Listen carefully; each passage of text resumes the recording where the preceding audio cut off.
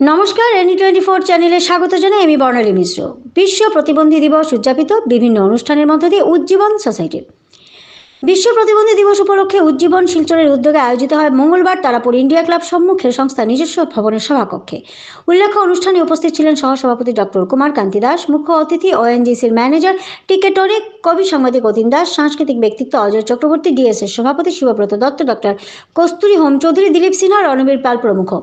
অতিথিরা প্রদীপ প্রজ্বলনের মধ্য দিয়ে অনুষ্ঠানের সূচনা করেন। এরপর সংস্থার সহসভাপতি কুমার কান্তি দাস স্বাগত বক্তব্য পেশ করেন। অনুষ্ঠানে দিব্যাঙ্গ টেবিল টেনিস খেলোয়াড় এবং ন্যাশনাল চ্যাম্পিয়ন স্বীকৃতিপ্রাপ্ত বিপ্রজিৎ দেব, ব্যাডমিন্টনে ন্যাশনাল প্লেয়ার মনোজিৎ দাস এবং ব্যাডমিন্টন কোচ রাহুল দেকে কোচ হিসেবে সম্মাননা প্রদান করা হয়।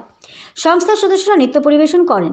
অনুষ্ঠানে অতিথিদের বরণের পাশাপাশি উপস্থিত ডক্টর কস্তুরী হোম চৌধুরী, দিলীপ সিনহা, মৃদুলা ভট্টাচার্য এবং উজ্জীবন সোসাইটির শিক্ষিকাদের উত্তরীয় দিয়ে সম্মান জানানো হয়। মূলত শিক্ষক শিক্ষিকাদের প্রচেষ্টায় তাদের স্বাবলম্বী করার চেষ্টা চলছে। অনুষ্ঠানে দিব্যাঙ্গ ছেলে মেয়েরা সঙ্গীত ও নৃত্য পরিবেশন করে।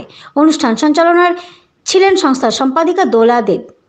আপনারা এই খবরটি দেখছেন NE24 চ্যানেল থেকে। এভাবে আরো খবর পেতে হলে আমাদের চ্যানেলকে সাবস্ক্রাইব করুন এবং ফেসবুক পেজটি ফলো করে পাশে থাকুন।